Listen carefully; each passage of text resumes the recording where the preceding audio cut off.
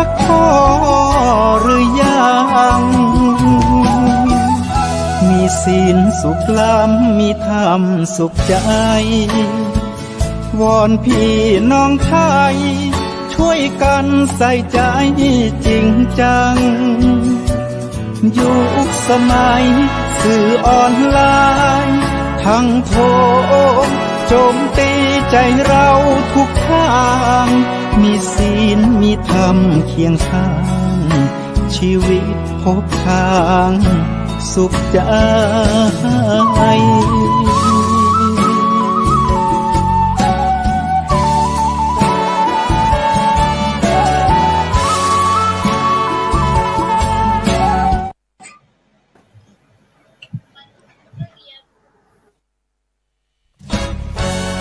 ทำเป็นทีมสถานีธรรมะออนไลน์ขอเชิญติดตามชมรายการธรรมสากัจฉา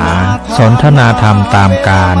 คุยทุกเรื่องทุกประเด็นเติมธรรมะให้หัวใจเติมอาหารใจเติมพลังใจให้ตนเองเป็นประจำทุกวันเวลา 20 นาฬิกาเป็นต้นไปโปรดกดปุ่มติดตามและกด Subscribe เมื่อทำเป็นทีมมาเราจะได้พบกันเพื่อรับฟังสารธรรมข้อคิดดีๆมากมายรับบุญง่ายๆด้วยการกดแชร์เผยแพร่เป็นธรรมทานสัพพทานังธรรมทานังชินาติการให้ธรรมะย่อมชนะการให้ทั้งปวง1 แชร์1 บุญมีค่าเท่ากับเผยแผ่ธรรมะให้กว้างไกลแชร์ไปมากยิ่งได้บุญมากเป็นการเปิดโอกาสให้คนได้รับฟังธรรมพบปัญญามีความสุขพ้นจากทุกข์ด้วยการฟังธรรมะมาทวงคำมันหมู่บ้านศีลห้า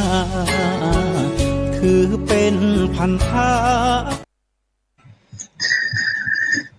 ศีลธรรมนำสุขทุกสมัยเราเป็นไทยเพราะมีธรรมประจำชาติหากไร้ศีลสิ้นธรรมต่ำอำนาจประเทศชาติจะอยู่ได้อย่างไรกันขอกราบขอธรรมสวัสดีกับบรรดาท่านผู้ฟังและก็ท่านผู้ชมทุกท่านที่กำลังติดตามช่องธรรมะเป็นทีมทีวีออนไลน์กลุ่มพระสงฆ์อุบาสกอุบาสิการ่วมกันเผยแผ่ธรรมะออนไลน์ไลฟ์สดทาง Facebook ทาง YouTube สถานีวิทยุ FM คลื่น 104.50 เมกะเฮิรตซ์วัดฝ่ายหินจังหวัดเชียงใหม่พร้อมทั้งสถานีวิทยุเครือข่ายคลื่นสีขาว8จังหวัดภาคเหนือนะแล้วก็ในค่ำคืนวันนี้กับผมอาตมาภาพพระครูโสพลปริยัติก็ได้นำรายการสังฆพัฒนาเพื่อประชาชนบทบาทพระสงฆ์ในยุคนิวนอร์มอนมาพบกับบรรดาท่านผู้ฟังท่านผู้ชมเป็นประจำทุกคืนวันศุกร์เวลาตั้งแต่ 20 นาฬิกาเป็นต้นไปจนถึงเวลาประมาณ 21:30 นาทีซึ่งบรรดาท่านผู้ฟังท่านผู้ชมก็สามารถที่จะให้กำลังใจโดยการกดติดตามกดไลค์กดแชร์เพื่อเป็นธรรมทานสโลแกนเราบอกว่ายิ่งแชร์มากก็ได้บุญมากแชร์น้อยก็ได้บุญน้อยไม่แชร์ก็ไม่ได้บุญนะหรือว่าจะร่วมบริจาคสนับสนุนช่องธรรมะเป็นทีมของเราก็สามารถที่บริจาคได้ชื่อบัญชีก็ออมบุญออมธรรมวันละบาททางธนาคารไทยพาณิชย์เลขที่บัญชีก็145244700-8ชื่อบัญชีก็พระมหาไทยธรรมกิจพระมหาชันชัยพรหมประดิษฐ์แล้วก็พระอาจารย์จตุรงค์จูศรีหรือว่าอีกบัญชีหนึ่งก็เป็นธนาคารไทยพาณิชย์เช่นเดียวกันก็คือเลขที่บัญชี376-225-327-2ชื่อบัญชีก็พระมหาดวงทิพย์ปริยัติธารีฉะนั้นก็บรรดาท่านผู้ฟังท่านผู้ชมก็สามารถที่จะส่งข้อความมาทางอินบ็อกซ์ก็สามารถที่จะสนทนากับผู้ร่วมรายการของเรา นะซึ่งในช่วงนี้ก็รู้สึกว่าจะเข้มข้นนะเพราะว่าอย่างที่วันอาทิตย์ก่อนนะบอกว่าเวลาเรามีชั่วโมงเดียวนะพอดีผู้ร่วมรายการก็ติดลมนะเพราะว่ามีเรื่องที่จะต้องเสวนากันมากเพราะว่าคนมากก็ปัญหาก็มาก ก็เลยก็ต้องคุยกันมากนะก็ขยับไปถึง3 ทุ่มครึ่งนะก็ยังติดลมอีกก็จน4 ทุ่มนะซึ่งวันนั้นก็ถือว่าเป็นครั้งประวัติศาสตร์เช่นเดียวกันที่ผู้ร่วมรายการของเราขอต่อเวลานะเพราะว่ายังมีเรื่องที่จะคุยกันอีกมากนะฉะนั้นก็บรรดาท่านผู้ฟังท่านผู้ชมก็ส่งข้อความมาทางอินบ็อกซ์ก็ที่จะสนทนากับผู้ร่วมรายการของเรานะหรือว่าจะแสดงความคิดเห็นก็ส่งเข้ามาหรือว่าจะอยากจะร่วมคุยผ่านทางหน้าจอแต่ได้เสียงก็โทรมาได้นะช่วงครึ่งชั่วโมงสุดท้ายนะช่วงครึ่งชั่วโมงสุดท้ายก็มาโทรมาที่ก็083-324-7984นะเพราะว่าของเรานอกจากที่จะเป็นบรรดาท่านผู้ฟังท่านผู้ชมติดตามทางคลื่น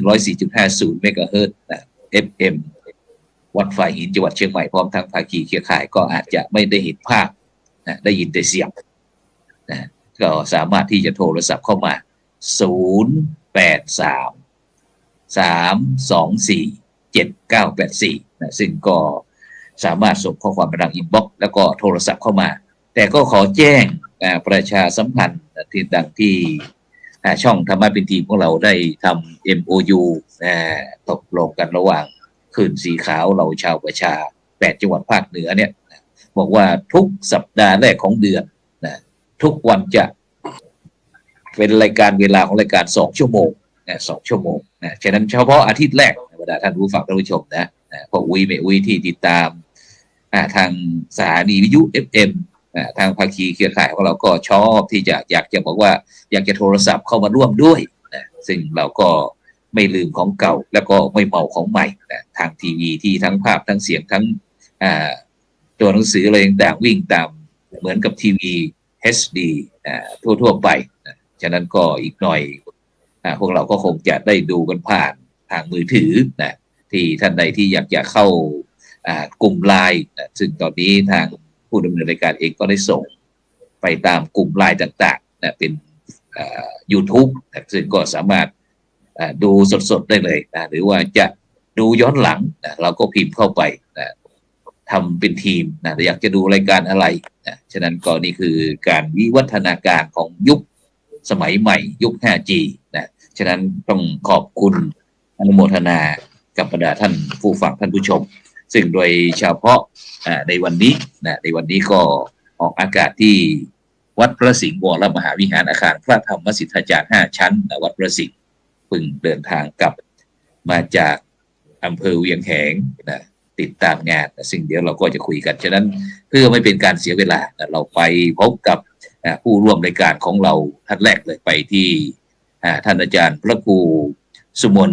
ธรรมธาดาด็อกเตอร์หลวงพ่อเจ้าอาวาสวัดคลองกระจงอำเภอสวรรคโลกจังหวัดสุโขทัย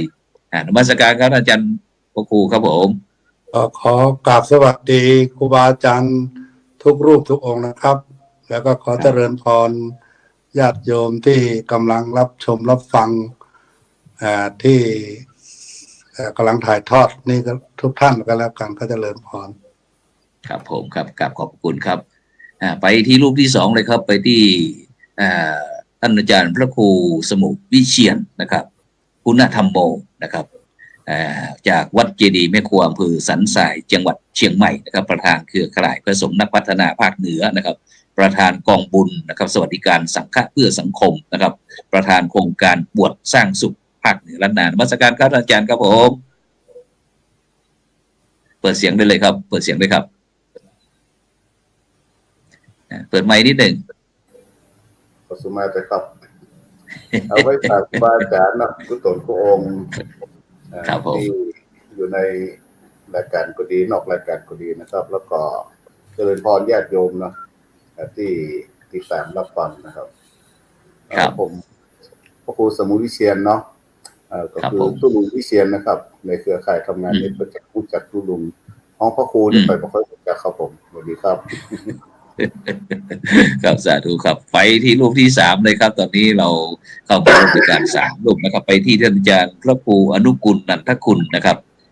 จากวัดหนองบัวนะครับอำเภอท่าวังผาจังหวัดน่านครับนันทกิจโอเคครับนันทกิจนะครับ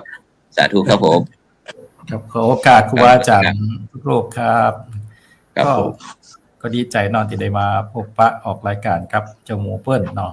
ก็ถือว่าเป็นโอกาสอันดีที่จะได้มามาจากันขอฝากเนื้อฝากตัวเนาะพระครูอนุกูลนันทกิจแต่เปิ้ลอาจจะไม่รู้จักพระครูอนุกูลนันทกิจส่วนใหญ่ก็จะคงศิลป์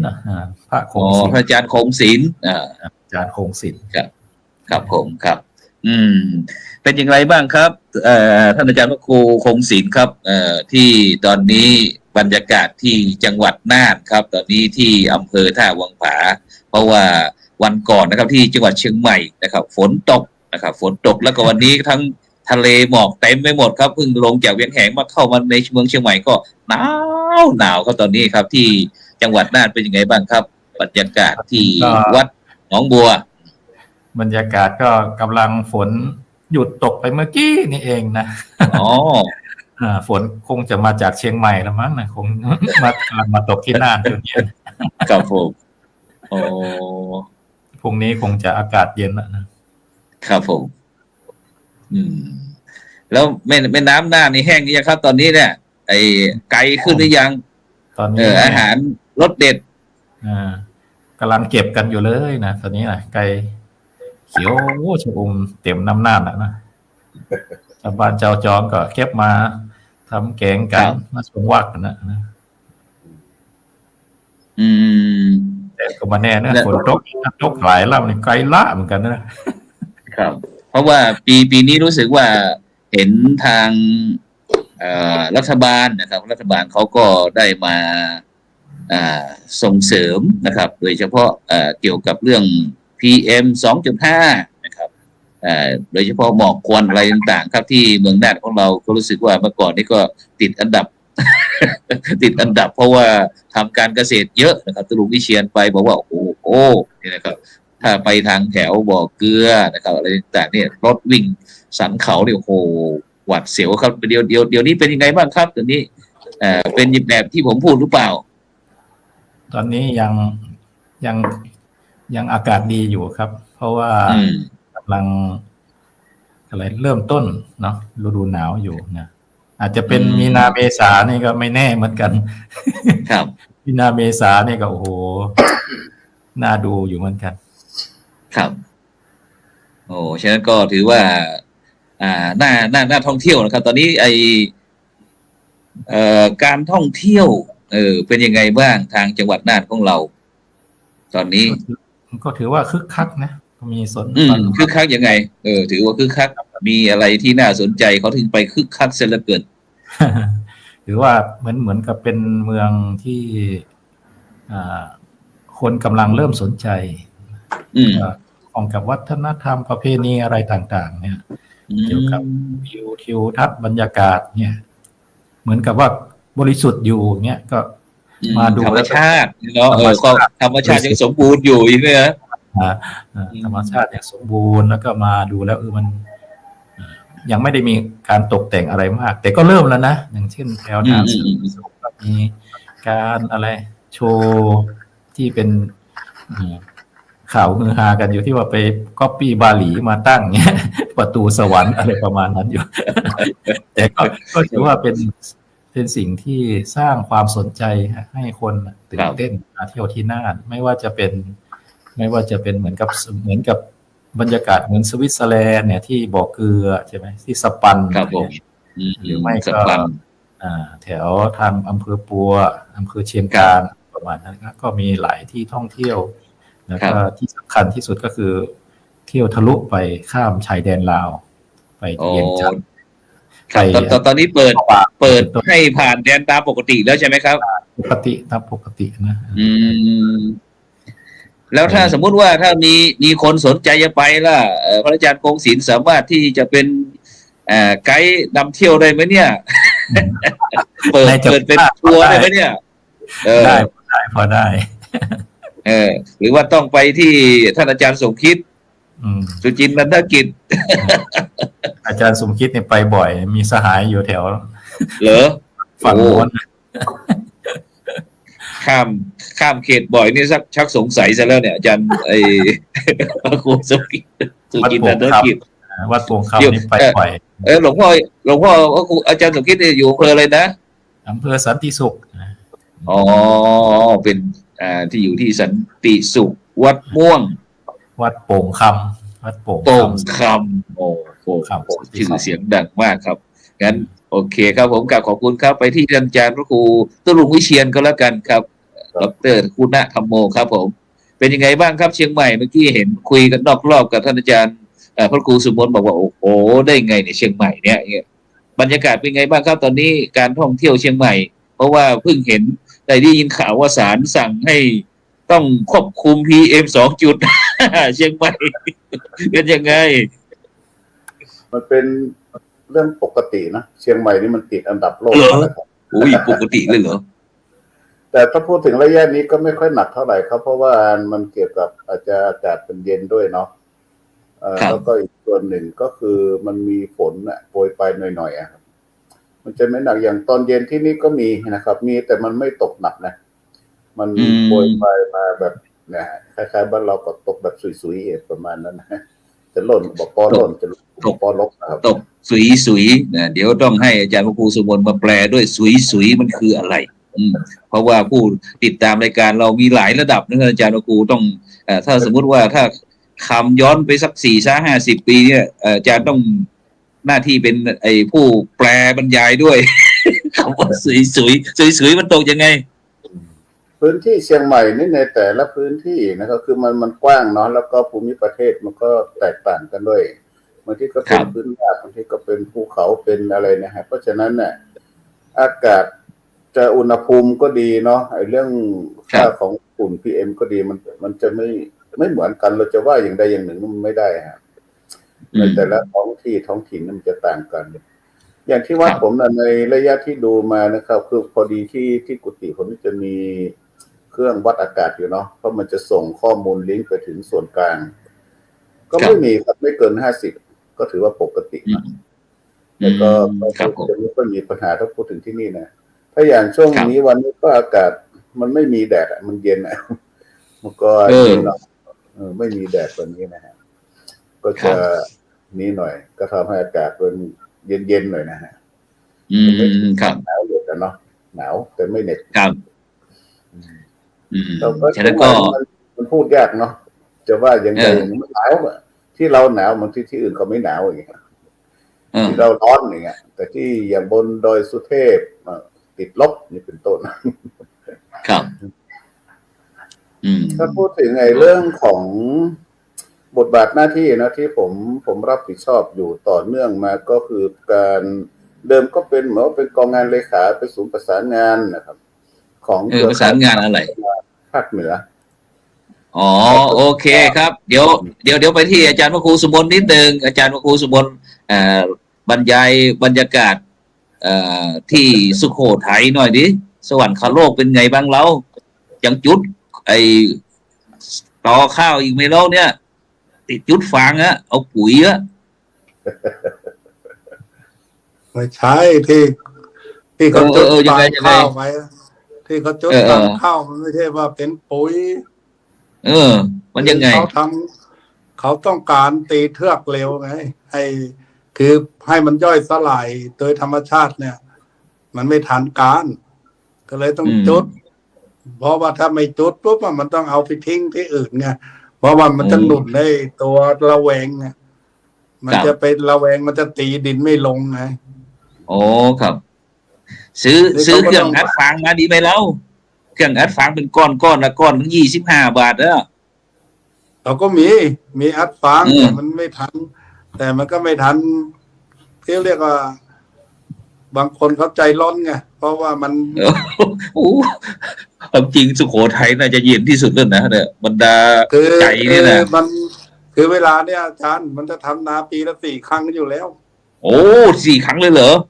เออ อืมอย่างนี้ก็ไม่มีวันจนเลยสิ มันแต่ว่ายิ่งทำยิ่งจน ทำไมล่ะ ผมก็ง ทำ ง ไม นะ ยิ่งทำยิ่งจน ผมก็งง มันเป็นยังไง ญาติโยมชาวไร่ชาวนาเขาก็ไม่รู้จะไปทำอะไรไง โอ้ เขาก็ไม่รู้จะทำอะไรเขาก็ต้องทำนาแล้วก็นาพอทำแล้วมันก็ถูกพ่อค้ากดราคา อะไรอย่างเงี้ย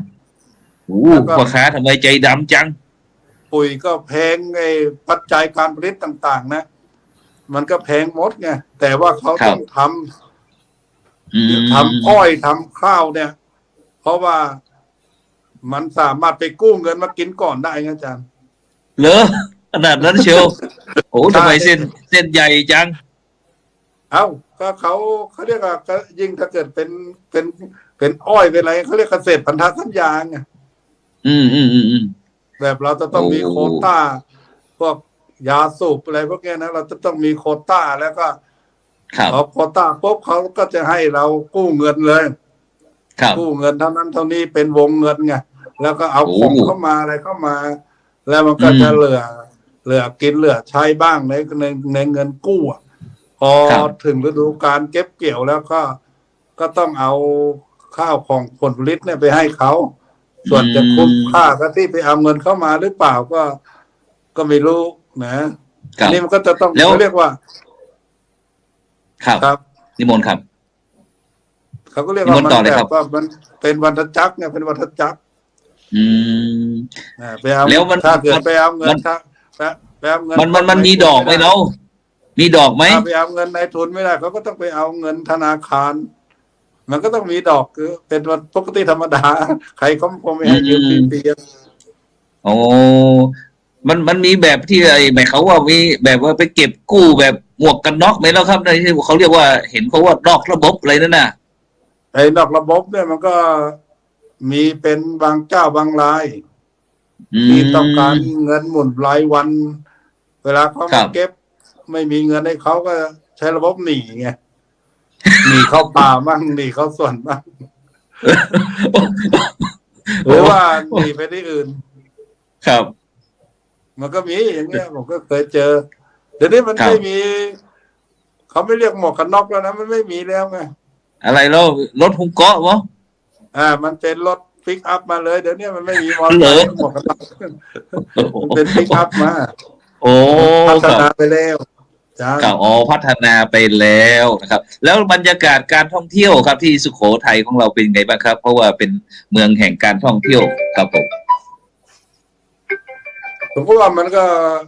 ก็ดีขึ้นนะดีขึ้นจากไอ้ที่ช่วงโควิดไงดูจากไอ้ที่ว่างานลอยกระทงที่ผ่านมาเนี่ยนักท่องเที่ยวก็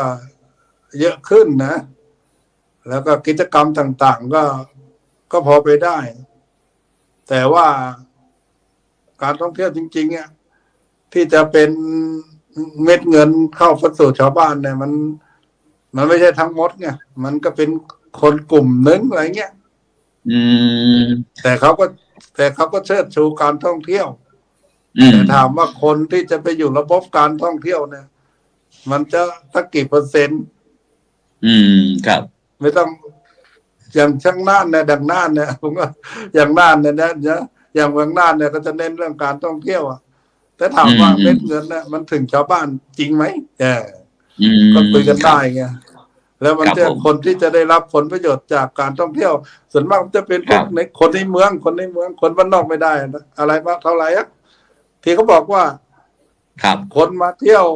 บ้านเราแล้วก็เขาก็จะมากินมาใช้ถูกต้องแต่ของที่เขามาซื้ออะไรเงี้ยมันอาจจะไม่ใช่ของบ้านเราก็ได้นะ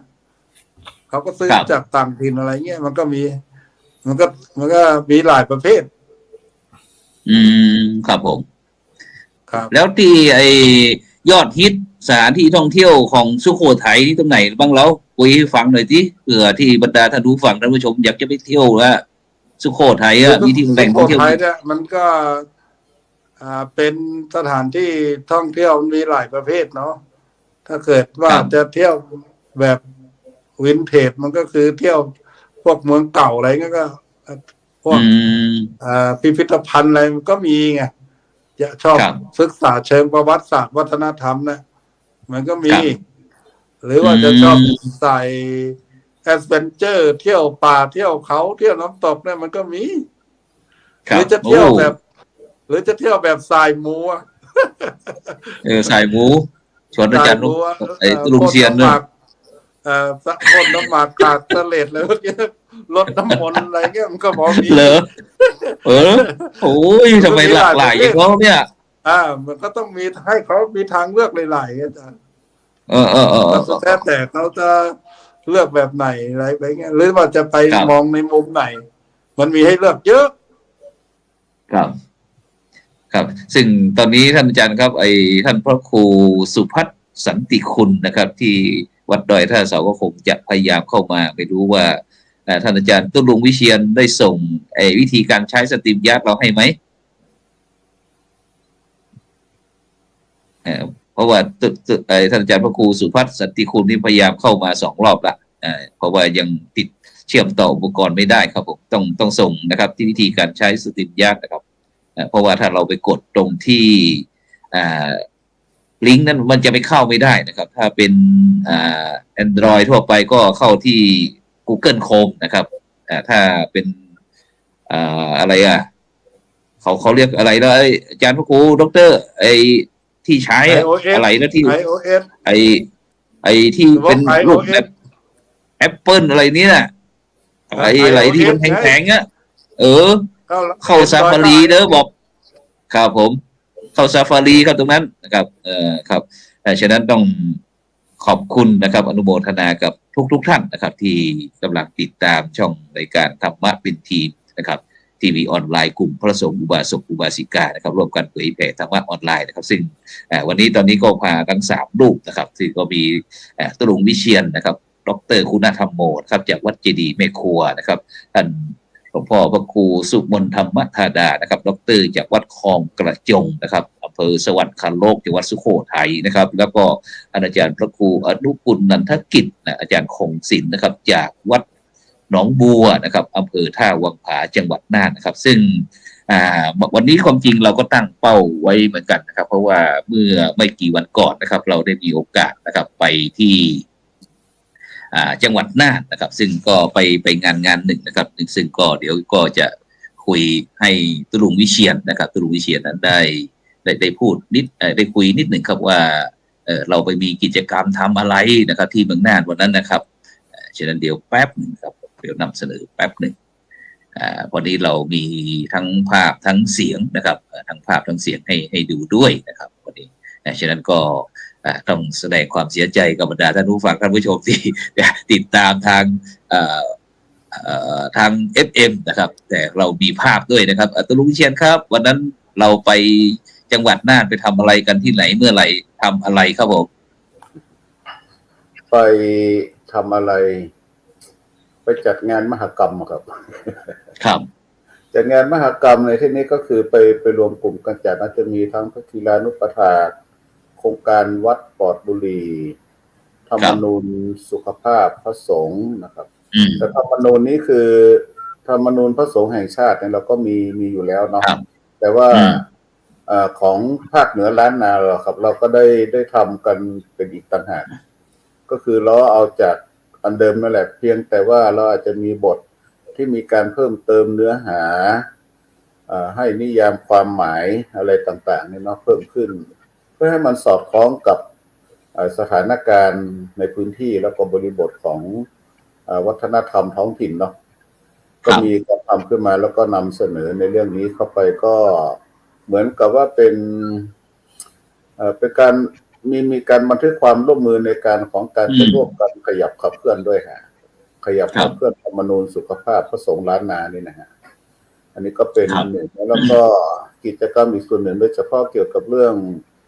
พระธีรานุปถากนะครับก็จะมีประเด็นของกุฏิชีวบาลนะครับแล้วก็นอกเหนือจากก็มีในเรื่องของวัดปอดบุรีเนี่ยเนาะแล้วก็บูรณาการความร่วมมือกับเครือข่ายพระสงฆ์พระนักพัฒนาภาคเหนือล้านนาวันนั้นมีหน่วยงานอะไรบ้างครับตุลุงครับที่ไปจัดกิจกรรมที่จังหวัดน่านของเรารายการโดยเฉพาะก็มีทั้ง พื้นที่หรือเปล่าครับมีไหมคณะสงฆ์จังหวัดคณะสงฆ์โดยเฉพาะคณะสงฆ์จังหวัดนะครับ ก็ชัดเจนอยู่แล้วเนาะคณะสงฆ์จังหวัดน่านครับคณะสงฆ์จังหวัดน่านนี่ถือว่าเป็นหลักโดยเฉพาะวัดบุญยืนก็มีเดี๋ยวคุณหลวงพ่อพระราชศาสนาภิบาลเจ้าคณะจังหวัดน่านนะครับวันนั้นแล้วนอกนั้นมีใครอีกครับวัดบุญยืนหลวงพ่อเจ้าคุณอะไรเอ่ยเจ้าคุณศรีผมจำชื่อท่านไม่ค่อยแม่นนะบอกหลวงอาจารย์พระคุณอนุกูลนันทกิจอาจารย์เจ้าคุณอะไรนะวัดบุญยืนจังหวัดอำเภอเวียงสาเจ้าคณะอำเภอเจ้าคณะอำเภอเป็นเจ้าคณะอำเภอแล้วก็วัดท่านเป็นวัดหลวงด้วยเนาะครับวัดพระอารามหลวงก็พูดวันนั้นก็คุยกันหลากหลายประเด็นเนาะถ้าพูดถึงการขยับกับเพื่อนกันโดยเฉพาะอย่างในเครือข่ายพระสงฆ์นักพัฒนาภาคเหนือของเราเนี่ยก็คือวันนั้นมันเป็นการลงขันกันนะฮะลงขันยังไงก็คือบูรณาการประเด็นงานแล้วก็คนเนี่ยอย่างเอาง่ายอย่างพระที่ไปพระกีฬานุปถาก็ดีพระนักพัฒนาเราก็ดีอย่างเงี้ยฮะบางจังหวัดมันก็เป็นคนเดียวกันเนี่ยเป็นต้นนะ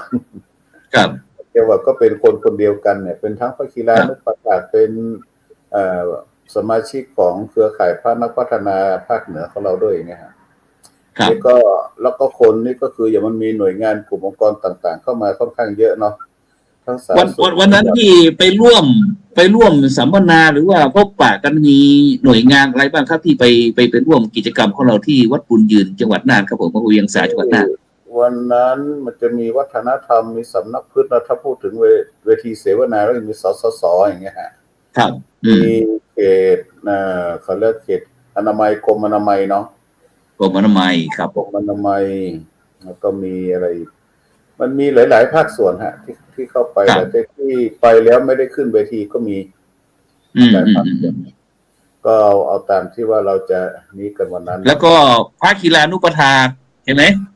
ครับพระกีฬานุปถาคือที่ขึ้นเวทีเสวนาก็จะมีมันเกิดเป็นประธานภาคครับพระมหานุวัตรวัดหนองประขอลำพูนเนาะก็เสวนากัน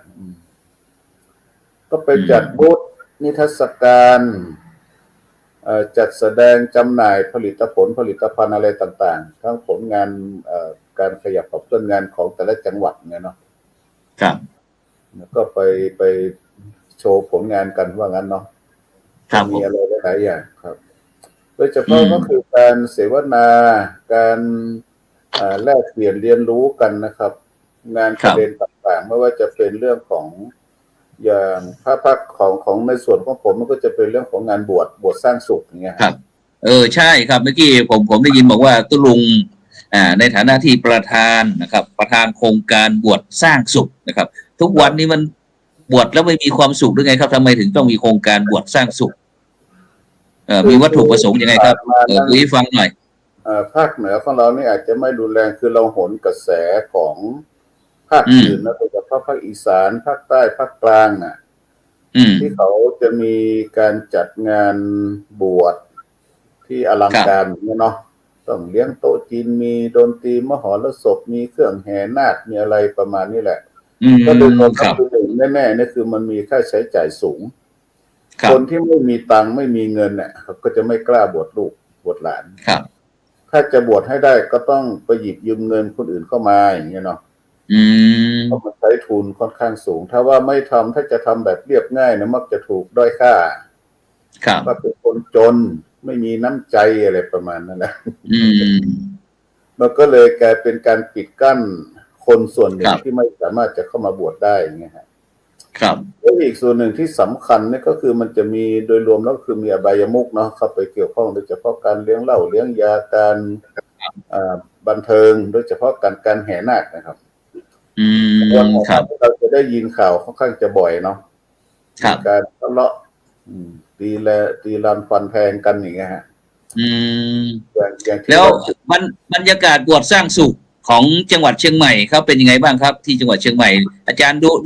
ดูพื้นที่ไหนถ้าของเชียงใหม่เนี่ยจากที่เราได้แลกเปลี่ยนกับคนทำงานมาแล้วนะมันจะไม่รุนแรงเหมือนภาคอื่นการแห่ถ้าว่ามีส ส่วนมากก็จะแห่กันแบบใช้คล้องกลองที่เป็นเครื่องดนตรีพื้นบ้านนะฮะ ครับ ถ้ามหรสพที่จะหนักกว่านั้นขึ้นไปก็จะเป็นพวกซอพื้นบ้าน มันจะไม่ค่อยมีความรุนแรงเท่าไหร่แต่ว่ามันก็มีความพยายามนะครับของคนที่จัดเครื่องแห่เขาก็พยายามจะเข้าไปทำมาหากินกับเจ้าภาพเนาะจะเอาเขาจัดให้แห่ให้มีอะไรให้มันเหมือนกับภาคอีสานอย่างนี้เป็นต้นเนาะแล้วก็อย่างวัดลำเปิงเนี่ยมันก็มีคนที่เข้ามาบวชที่นั่นมันมาจากหลายถิ่นก็มีบางท้องถิ่นท้องที่ที่เขาจะเอาวัฒนธรรมเอาประเพณีนิยมของเขามาใช้เนาะขอแห่นาคขอเรียกขวัญลูกแก้วเรียกขวัญนาคเนาะอย่างหลวงพ่อหลวงพ่อวัดลำเปิงพระภาวนาธรรมาภิรัตน์ท่านก็เข้มแข็งนะฮะถ้าจะเรียกขวัญนาคเพราะว่าเขาจ้างมาแปลงพูดเป็นเงินเป็นหมื่นเป็นแสนเนาะจ้างนักร้องเขาเรียกขวัญนาคนะท่านก็ให้ร้องแต่ว่าห้ามใช้เสียงดังก็อาจจะร้องสดๆเลยไม่ต้องใช้เครื่องเสียงเพราะจะไปรบกวนคนที่เขาปฏิบัติธรรมนี่เป็นต้นเนาะโอ้ตรงที่ว่าลำเปิงเป็นสำนักปฏิบัติธรรมเขาขอเครื่องแห่นาคจนแล้วจนรอดถ้าจะเอาก็ได้แต่ต้องก่อนที่จะถึงวัดแล้วให้หยุดจะเป็นแห่ที่ไหนมาก็แห่แต่ก่อนที่จะถึงวัดนะก่อนที่จะเข้าวัดต้องหยุดแห่นี่เป็นต้นนะมันจะเป็นประเพณีนิยมของท้องถิ่นอื่นที่เขามีความพยายามจะเข้ามาแล้วมันถ้ามันทำได้นะครับหรือว่าเนี่ยมันก็จะกลายเป็นการเรียนแบบกันเนาะอาจจะลุกลามกลายเป็นค่านิยมในวงกว้างได้อย่างเงี้ยครับอันนี้นี่มันเป็นเรื่องของก่อนบวชนะก็คือที่ภาคเหนือหรือโดยเฉพาะเชียงใหม่เราทำก่อนเนี่ยก็คือเราจะใช้สโลแกนที่ว่าบวชยังมีสุขภาวะอยู่เป็นสมณะยังมีคุณค่าแม้ลาสิกขาก็ยังมีศรัทธาที่ตั้งมั่นครับก่อนบวชนี่ถือว่าเป็นต้นน้ำบวชเข้ามาแล้วก็เป็นกลางน้ำลาสิกขาไปแล้วเป็นปลายน้ำนี่เป็นต้นเนาะครับอาจารย์ครูครับตุลงครับตุลงอย่างเชียงใหม่เรามีตั้ง25 อำเภอเงี้ยเราดูทั่วถึงไหมครับเหมือนกันหมดไหมหรือว่ามันจะมีพื้นที่ที่แตกต่างกันไปเพราะว่าโอ้โหจังหวัดเชียงใหม่25 อำเภอนะครับแตกต่างกันครับอย่างที่ผมได้พูดไปเบื้องต้นเมื่อกี้นะถ้าเป็นโซนเหนือนะโซนเหนือตั้งแต่เชียงดาวขึ้นไปครับอย่างไปทางเหนือนี่มันยังมีอย่างนะอย่างอำเภอแม่อายมีอะไรในท้องที่ที่เขาห่างไกลอย่างเงี้ยเนาะครับเขายังถือการรูปแบบวิธีการบวชแบบดั้งเดิมคือมันเรื่องของการเลี้ยงดูปูเสือนี่มันเป็นวัฒนธรรมเป็นประเพณีที่ต้องทำอยู่แล้วเนาะแต่ว่าก่อนเดิมก่อนนั้นมันก็พอถึงเวลามันก็เลี้ยงข้าวได้กันเป็นขันเป็นอะไรไปเลี้ยงกันเนี่ยแต่หลังๆมามันเริ่มมีแบบกินกันทั้งวันเหล้าเดิมก่อนนั้นเขาเคยจะเลี้ยงแต่ผู้เฒ่าผู้แก่แต่ตอนหลังๆนี้เริ่มเป็นคนหนุ่มคนสาวกินเหล้ากินเบียร์นี่คือประเภทหมายความว่าทางโซนเหนือทีนี้เรามาโซนกลางลงจากแม่ริมอะไรตรงนี้ประมาณนี้ครับเป็นยังไงบ้างบรรยากาศถ้าแม่ริมแถวนู้นยังไม่ค่อยมีอะไรเท่าไหร่ส่วนมากแล้วในโซนกลางนะเท่าที่เราแลกเปลี่ยนกันเนี่ยเขาจะบวชกันส่วนมากมันจะเป็นการบวชหมู่นี่จะไม่มีปัญหาแล้วเนาะท่านควบคุมเรื่องของการเลี้ยงกันเรื่องเหล้าเบียร์นี่มันหายไปเลยไม่มีเลยครับแล้วโซนใต้นี่ก็มีอยู่ก็คือยังเป็นประเพณีบางพื้นที่ที่เขาบวชเองเนาะบวชลูกหลานเองเนี่ยมันก็ยังมีแห่อยู่แต่มันก็ยังเป็นประเพณีแบบดั้งเดิมมันใช้คล้องกองแห่อย่างที่ผมเคยเห็นอย่างที่เวียงแหงก็ดีที่ดอยเต่าก็ดีเงี้ยเนาะครับอย่างเมื่อก่อนนั้นแต่เดี๋ยวนี้ก็ห่างหายไปแล้วนะครับก็คือเขาจะลูกแก้วแห่แต่งลูกแก้วแล้วก็เอาขึ้นคอแห่ไปตามบ้านบางทีไปบอกบุญตั้งแต่เช้ายันค่ำมาครับพอค่ำมานั่นแหละก็คือคนที่แบกที่หามคนที่ไปแห่มันก็เมาละครับฉะนั้นผมจะให้ตุลุงลองประเมินอยู่จาก 100% เนี่ยว่าโครงการบวชสร้างสุขของตุลุงที่ดูแลเชียงใหม่นะครับ ถ้าโซนเหนือ100%เนี่ยตุลุงให้กี่เปอร์เซ็นต์ว่าอยู่ในขั้นดีมากอะไรเงี้ยประสบผลสำเร็จเนี่ยเป็นเปอร์เซ็นต์นะครับผมว่าโซนเหนือโซนเหนือให้เท่าไหร่ทุกภาคก็แล้วกันทุกโซนเนี่ยก็ผมให้เกือบเต็ม100มันให้เป็น80-90%ขึ้นนะโอ้โหสูงเลยนี่ที่มันมีนะมันมีน้อยมากเนาะที่เราต้องเฝ้าระวังนะก็คือใช้วิธีการเฝ้าระวังและการจะเฝ้าระวังที่มันดีที่สุดก็คืออะไรยังไงก็คือทางเชียงใหม่นี้เราจะพิมพ์หนังสือแจกนะฮะแจกคือเป็นเราใช้หนังสือชื่อว่าเตรียมความพร้อมก่อนบวชเนาะก็คือในหนังสือนั่นนะครับถ้าไปขออนุญาตเจ้าคณะอำเภอก็จะมอบหนังสือนะให้พร้อมกับไปมีคู่มือในการเตรียมตัวบวชเนี่ยนะนี่คือเทคนิคของตัวลุงครับโอเคครับเดี๋ยวเราไปโซนที่ภาคเหนือตอนล่างบ้างไปที่สุโขทัยก็แล้วกันได้ฟังตัวลุงวิเชียรบอกว่าของหลวงตัวลุงเนี่ยเกือบ90 หรือ 100%เนี่ยท่านอาจารย์พระครูสุมนที่ทางเหนือตอนล่างของเราเป็นไงบ้างโครงการบวชสร้างซุปเนี่ยเป็นยังไงบ้างบริบทของภาคแหละมันไม่เหมือนกันครับลองแยกให้ฟังหน่อยเอาไปที่จังหวัดไหนก่อนคือของสุโขทัยเนี่ยของภาคเหนือตอนล่างเนี่ยมันค่านิยมการบวชส่วนมากจะบวชเป็นพระกันเลยบวชเนรเนี่ยมีจำนวนน้อยเนาะทีนี้ว่าแล้วก็ความเชื่อของคนนะก็ไม่เหมือนกันก็คือความเชื่อของคนของภาคเหนือตอนล่างเนี่ยพิเรื่องเกี่ยวกับพิธีกรรมบวชพิธีกรรมการบวชเนี่ยก็คืออยากจะขึ้นสวรรค์ว่างั้นนะไปเกาะชายผ้าเหลืองลูกขึ้นสวรรค์นี่เขาก็ยังมีความเชื่อแล้วก็มันเป็นประเพณีอย่างนี้แล้วก็ก่อนที่จะเข้าไปอุปสมบทมีการจับชายผ้าเหลืองลูกหลานในแล้วที่ข้ามนั้นตรงที่กั้นวงกบนะฮะที่ประตูโบสถ์มีไหมเล่ายังมีอยู่ใช่ไหมมีแล้วก็จะต้องให้พ่อแม่จูงพ่อแม่เข้าโบสถ์แล้วก็เอานาคชูขึ้นไป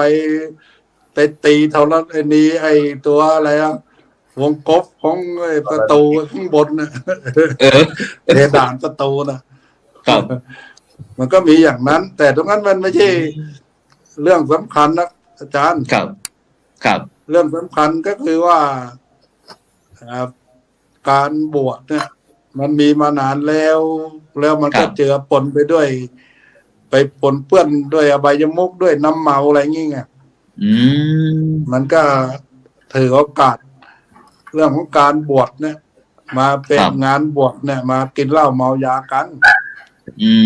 เมื่อสมัยก่อนเนี่ยสมัยโบราณจริงๆเนี่ยเหล้ายามันไม่ใช่เป็นของธุรกิจไม่ใช่สิ่งที่จำเป็นกับการบวชมันก็มีบ้าง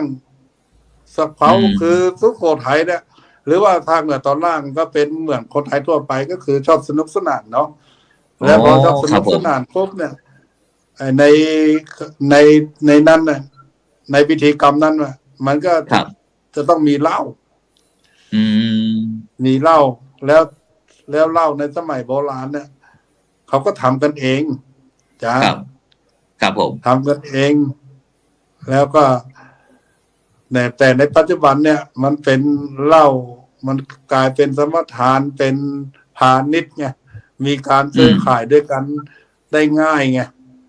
พอซื้อขายง่ายปุ๊บเนี่ยมันกินกันมากมายไงมันก็เลยทำให้การจัดงานแต่ละงานเนี่ยเกิดการสิ้นเปลืองอย่างที่พระครูวิเชียรว่าเนี่ยเกิดการสิ้นเปลืองจากที่เรามีการสำรวจเนี่ยเก็บตัวอย่างกลุ่มตัวอย่างเนี่ยงานนึงเป็น100,000-200,000บางงานเนี่ยอาจจะเป็นล้านต่องานใช่ไหมเพราะแล้วมันก็จะไปสิ แล้วก็ค่าใช้จ่ายส่วนใหญ่มันก็จะไปเรื่องของการกินการดื่มเนี่ยการเรื่องของการสนุกสนานเฮฮาปาร์ตี้กันนี่แหละซึ่งผลที่เกิดจากการบวชที่ว่าจะเกาะชายผ้าเหลืองเนี่ยผลสุดท้ายเนี่ยมันไม่เกิดขึ้นแล้วมันก็เป็นตามวัตถุประสงค์ของการบวชใช่ไหมคือชาวบ้านเนี่ยเขาพอใจแค่นั้นไง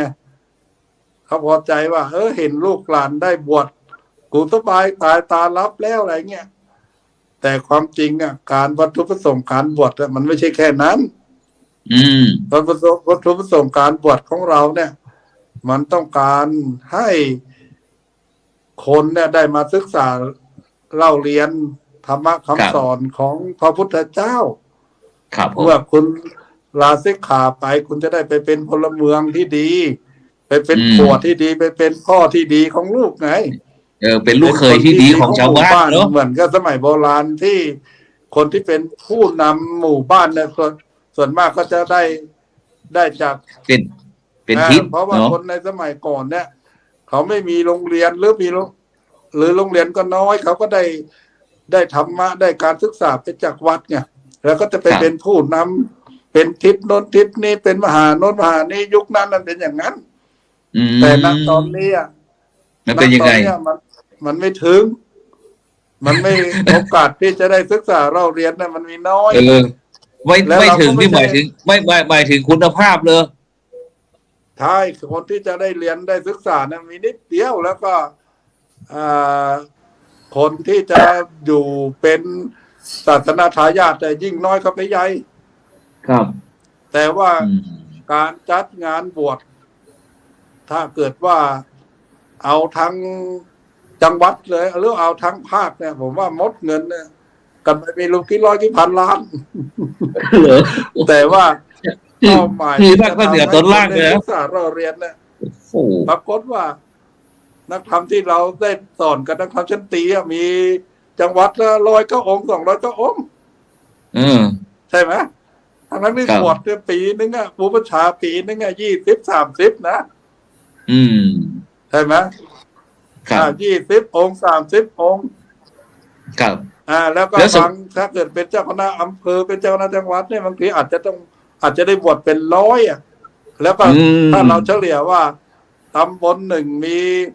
อุปชารูปครับตอนนี้เสียงน่าจะหลุดไปนะครับของท่านอาจารย์ดร.พระครูสุมนธรรมธาดานะครับจากอำเภอสวรรคโลกนะครับจังหวัดสุโขทัยนะครับงั้นเดี๋ยวเราไปที่ท่านอาจารย์พระครูอนุกูลนันทกิจครับผมอาจารย์คงศิลป์ครับผมที่เมืองน่านเป็นยังไงบ้างเดี๋ยวผมขอเพิ่มเติมเรื่อง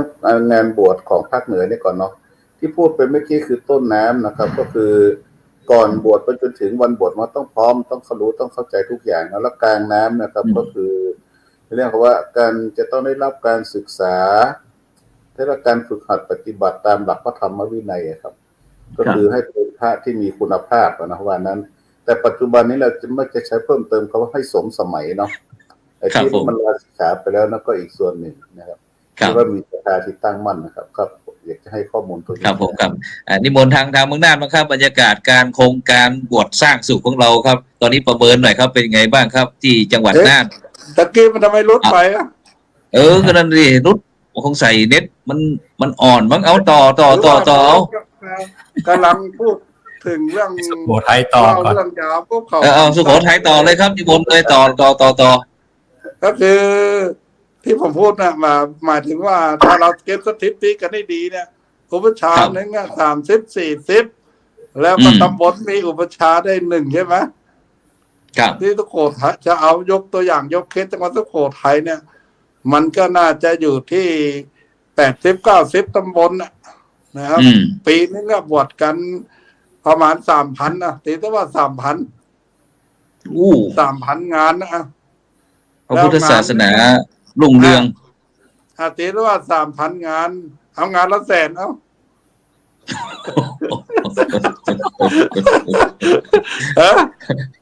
แล้วหมดเงินไปเท่าไหร่แล้วก็มีพระที่จะเหลือศึกษาเราเรียนธรรมวินัยเนี่ยจังหวัดนึงก็สัก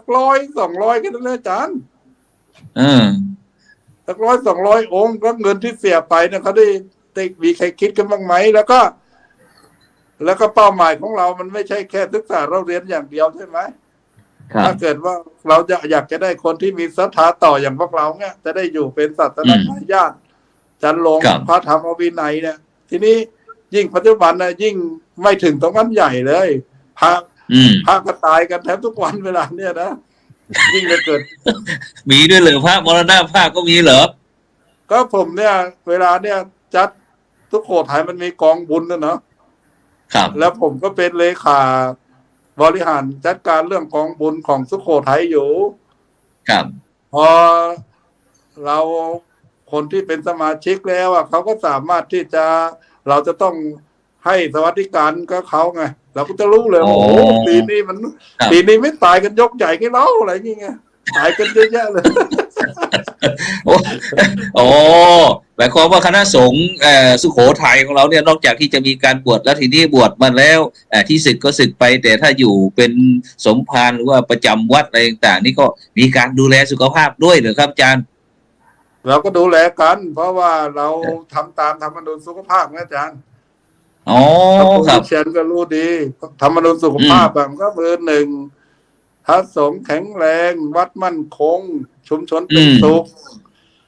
นี่เวลาเมื่อกี้ได้ยินตุลุงอะแคกเลยอ่ะแต่ปัจจุบันเนี่ยเราก็เอาเรื่องการดูแลกันเองก่อนดูให้พระดูแลตัวเองก่อนนี่พระดูแลตัวเองเนี่ยมันถึงมีโครงการวัดปลอดบุหรี่นะอาจารย์โอ้ครับวัดปลอดบุหรี่เนี่ยก็คือหนึ่งไม่ต้องการให้คนมาสูบบุหรี่ในวัดเพราะว่ามันเป็นสถานที่อาจารย์ครับเดี๋ยวบุหรี่เราเดี๋ยวบุหรี่เรากลับมานิดหนึ่งเดี๋ยวเราให้ทางจังหวัดน่านเขาคุยเรื่องบวชสร้างสุขของจังหวัดน่านเขาหน่อยเนาะเดี๋ยวเรามาคุยเจาะลึกเข้าไปอีกเนาะนิมนต์นะครับอาจารย์คงศิลป์ครับผม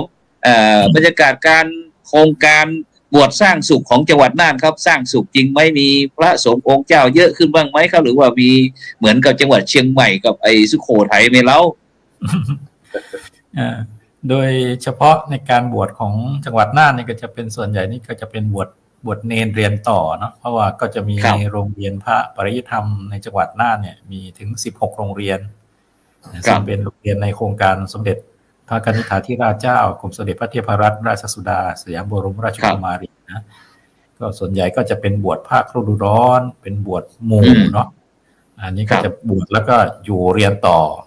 มีส่วนหนึ่งที่เป็นเด็กประถมที่ยังไม่จบป .6 ก็อาจจะลาสิกขาไปบ้างนะแต่บางที่ที่นี่อารามนี่เอง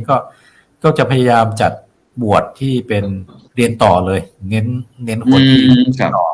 ก็คือจะเรียนม.1 ถึงม.3 ม.4 ม.5 ม.6 เนี่ย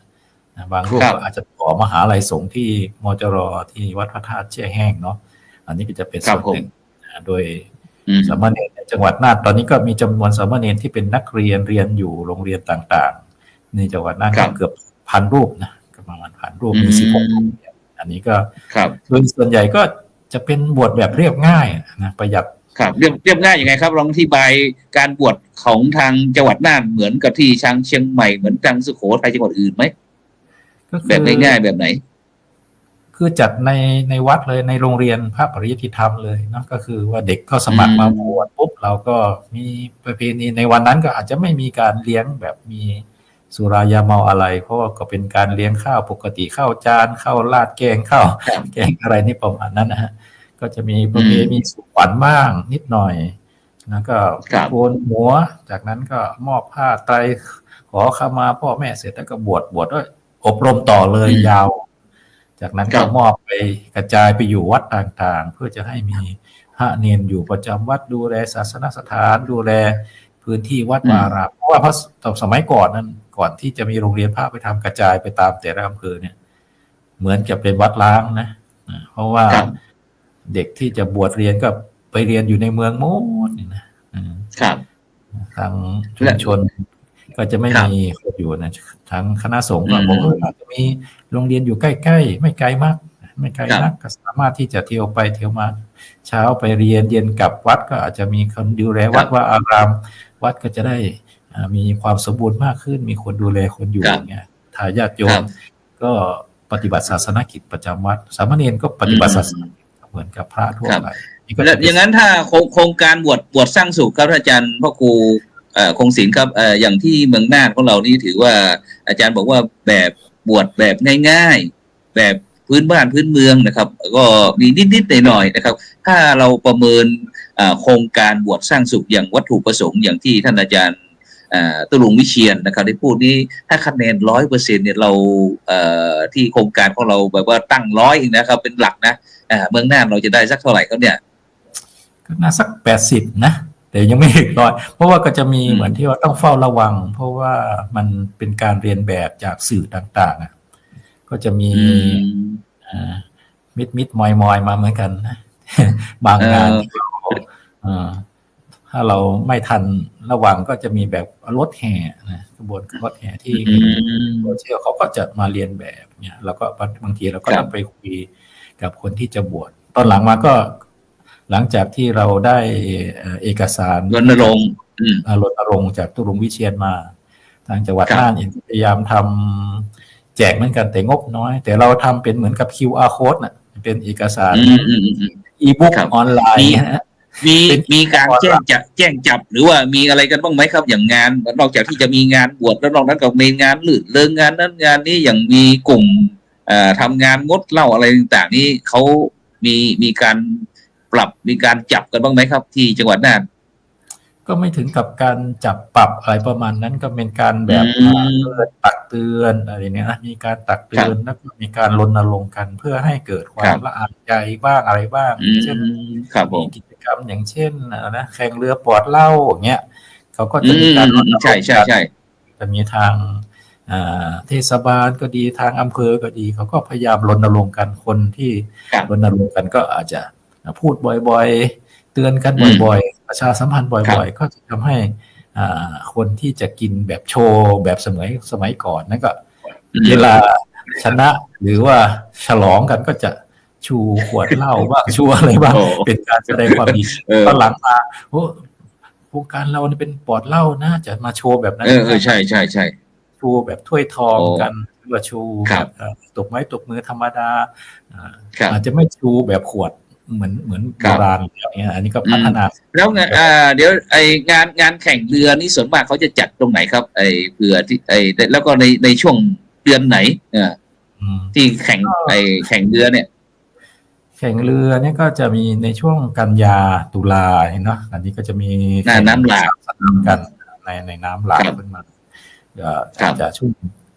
การพรรษาแล้วก็ออกพรรษาเนี่ยนะก็จะมีบ้างครับในช่วงการพรรษาด้วยนะก็จะมี3 สนามด้วยกันที่ท่าวังผาที่อำเภอเมืองแล้วก็อำเภอเวียงสานะอันนี้ก็จะมีน้ำหน้าเหมือนกันมี3 จุดน้ำหน้าทั้งหมดเลยครับฉะนั้นก็หมายความว่าโครงการงดเหล้าอะไรต่างๆหรือว่าบวชสร้างสุขของเรานี่ก็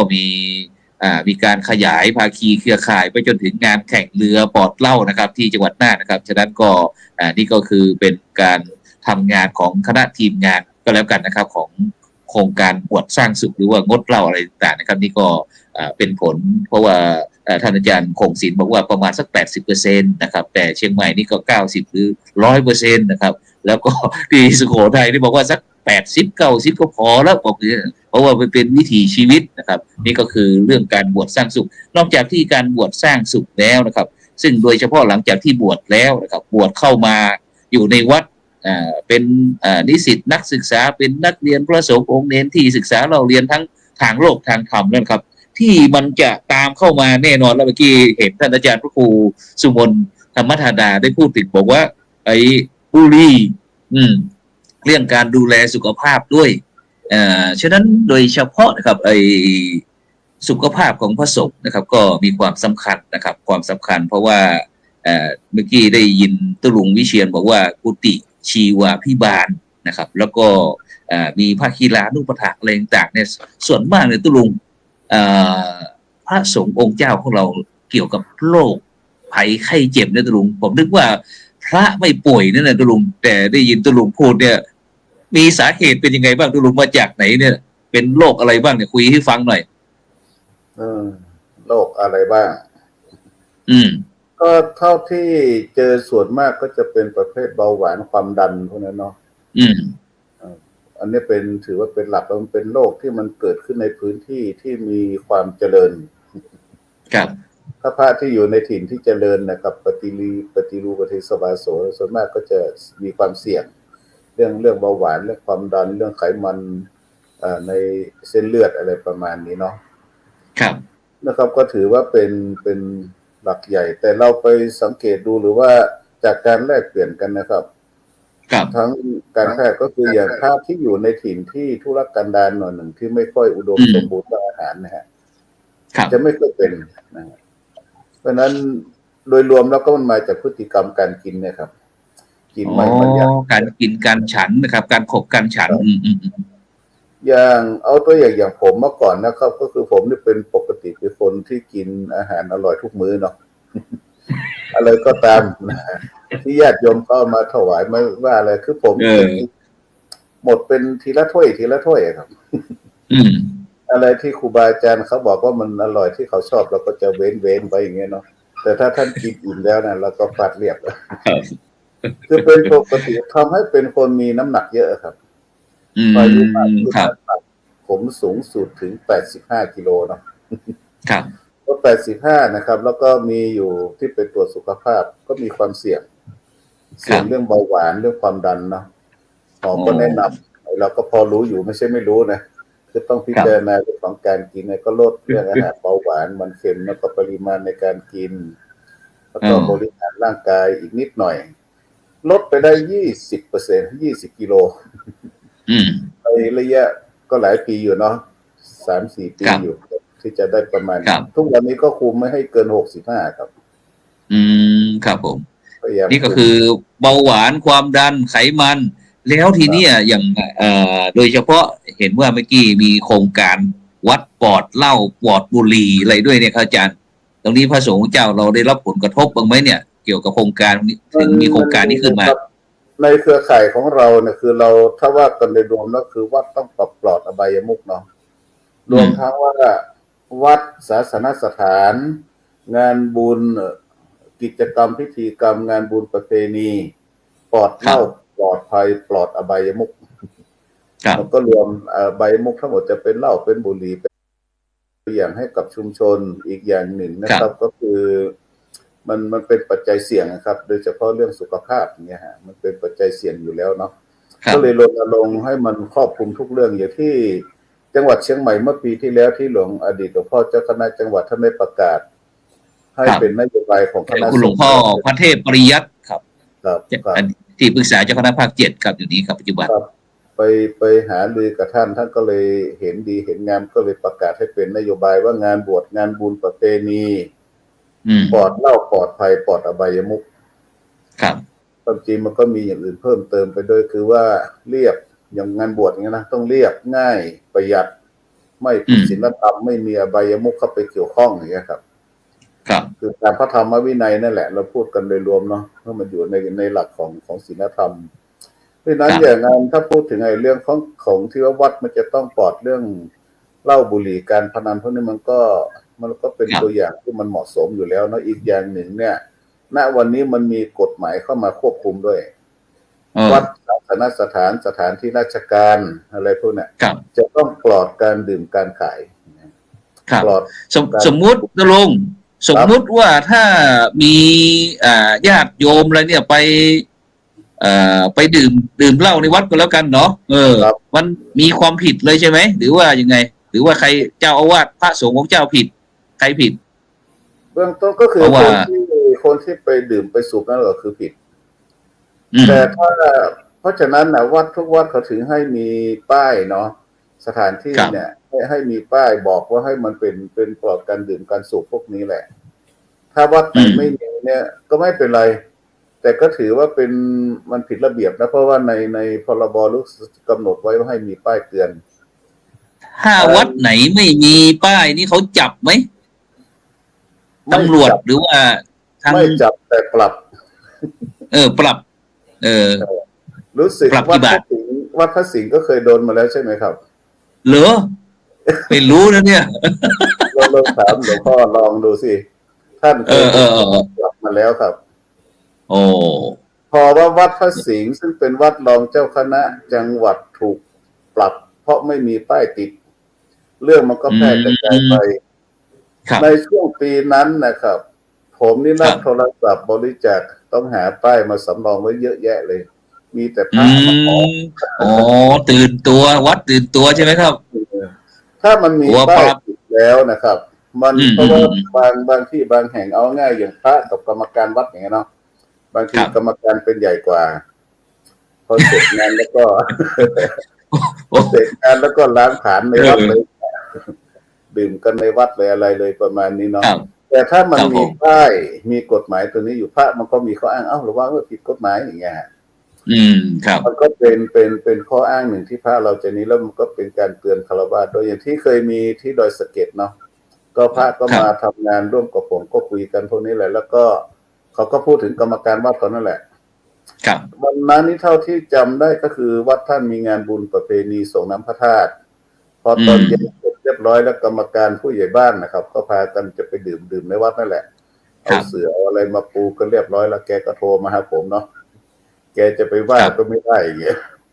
ครับผมก็เลยโทรหานายอำเภอพอดีคุณคือรู้จักนายอำเภอนะเพราะท่านนายอำเภอวัดนั้นนะหมู่บ้านนั้นนะเห็นเขาบอกว่าผู้ใหญ่บ้านเราเล่าจะไปกินกันในวัดอะไรประมาณนี้แหละได้แป๊บเดียวครับเจ้าบ้านท่านโทรมาเขาก็คุยมันหนีกันไปแล้ว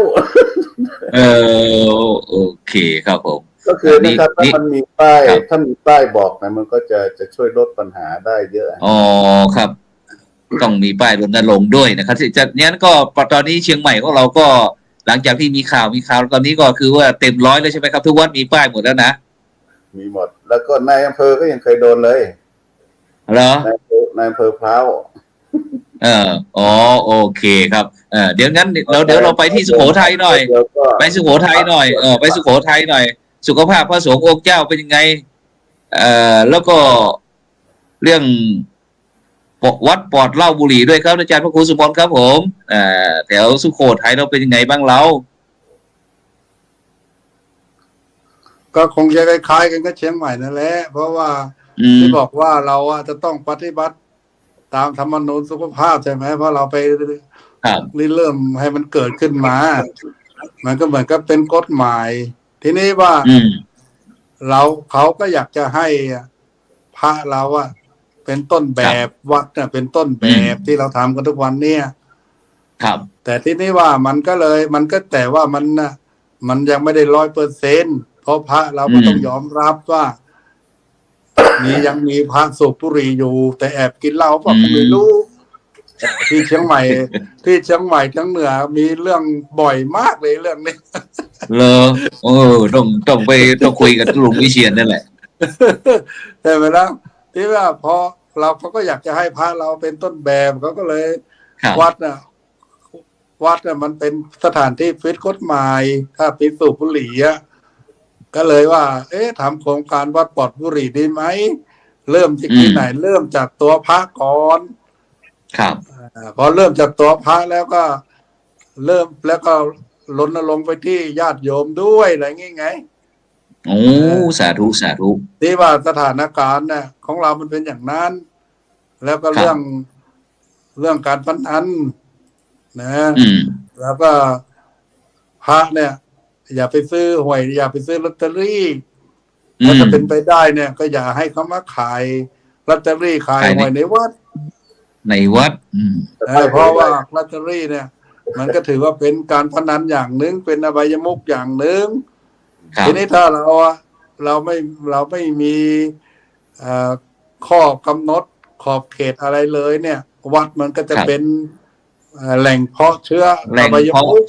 ายมุขโอ้โดยที่อาจจะพระเนี่ยเป็นตัวนำเลยมันเป็นอย่างนั้นพระเนี่ยพอมีพวกอะไรห่วยนี่ขึ้นไปหาถึงห้องถึงกุฏิเลยเนี่ยมันก็ไม่เหมาะครับมันก็มีดีงานศพเนี่ยโอ้มีมาเต็มเลยพวกขายลอตเตอรี่ทีนี้ทีนี้ไอ้การพนันเนี่ยมันมีทั้งผิดกฎหมายและก็ไม่ผิดกฎหมายนั่นมันเป็นฝ่ายบ้านเมือง แต่ อืม ถ้าเป็นของส่งของ ทาง คำ พุทธ สั่ง ศา สอ ส น นา แล้ว เราอืม เราไม่ถือว่าผิดหรือไม่ผิดเราถือว่าอะไรก็ตามที่มันเป็นเรื่องที่มันไม่เป็นการพนันน่ะมันเป็นอบายมุขเราก็ควรจะละ ครับ จะเว้นทีนี้เสร็จเรียบร้อยเราถึงต้องเริ่มต้นกันที่วัดไง ครับ นี่เราจะไปเริ่มทั้งหมดเลยเนี่ย มันก็ไม่ได้ อืม มันก็ได้แค่ประกาศเป็นนโยบายไปงั้นแหละประกาศไปปฏิบัติได้บ้างไม่ได้บ้าง แต่ว่าเราก็มาสนับสนุนวัดที่จะทำเป็นต้นแบบพอประกาศนโยบายแล้วมันมี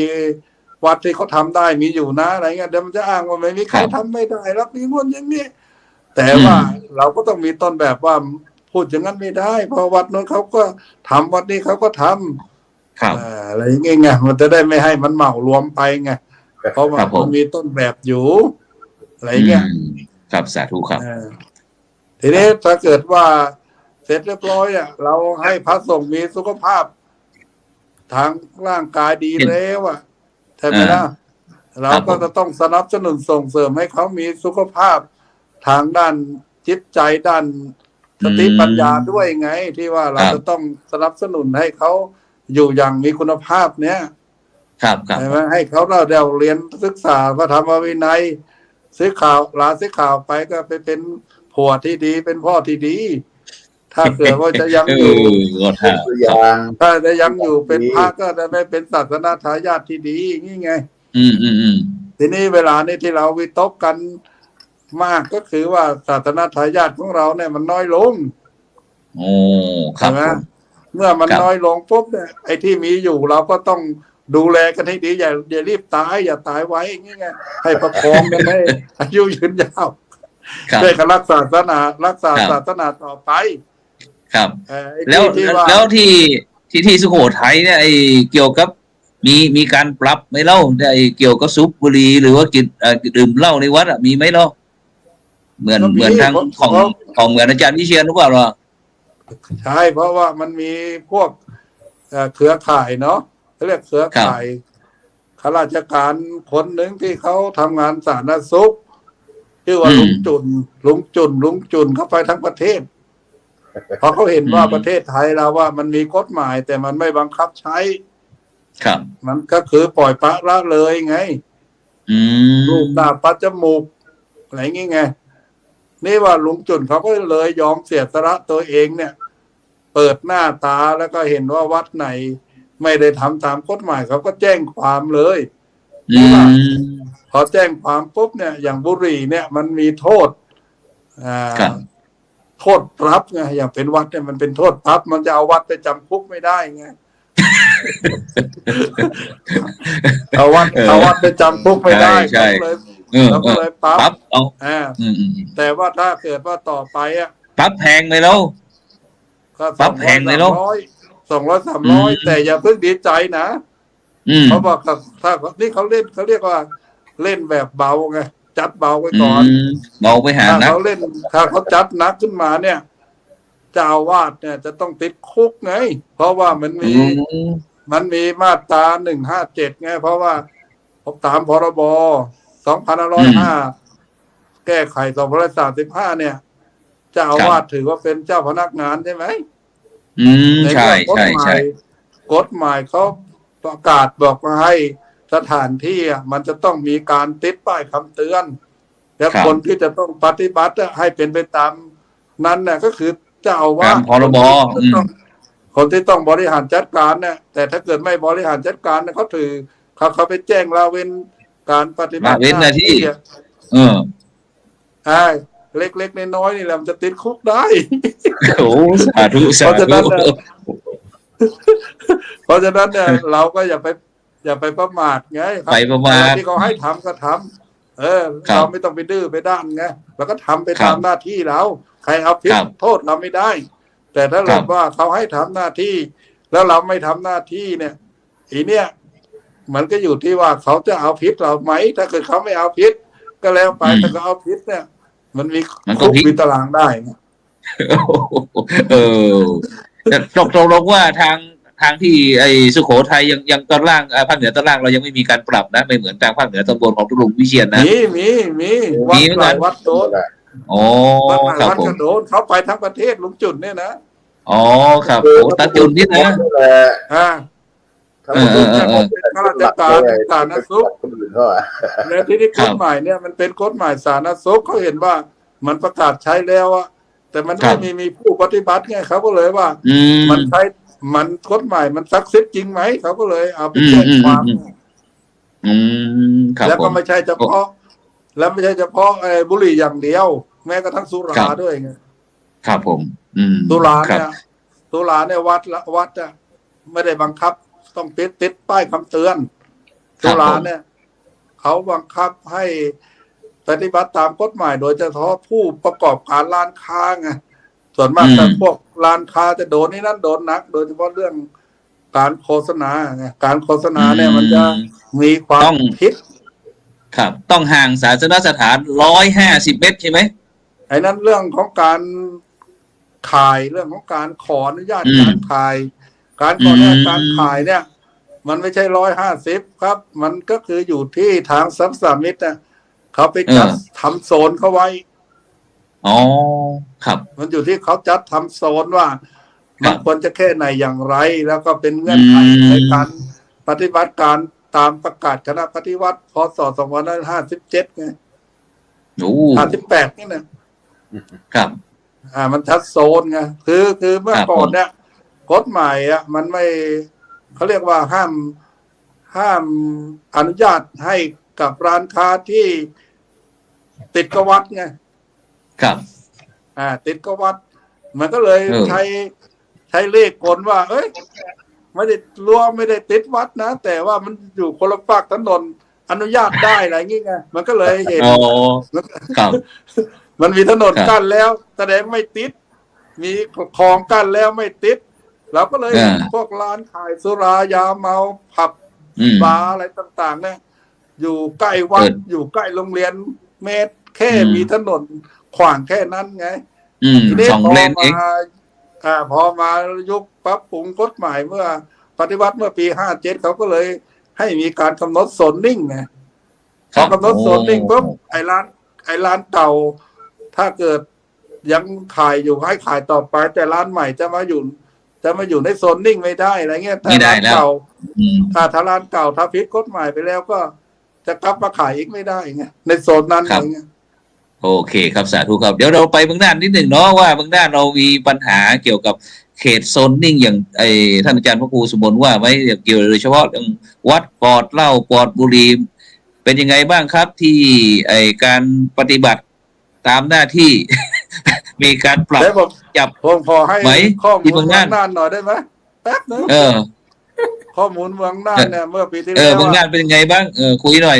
เดี๋ยวเราจะไปที่กองทุนไม่เมืองน่านเนี่ยผมให้ข้อมูลหน่อยถึงแม้ว่าครับได้พี่มนต์รัฐมนตรีเดี๋ยวรัฐมนตรีก็เป็นคนเมืองน่านแล้วก็ผู้อำนวยการอะไร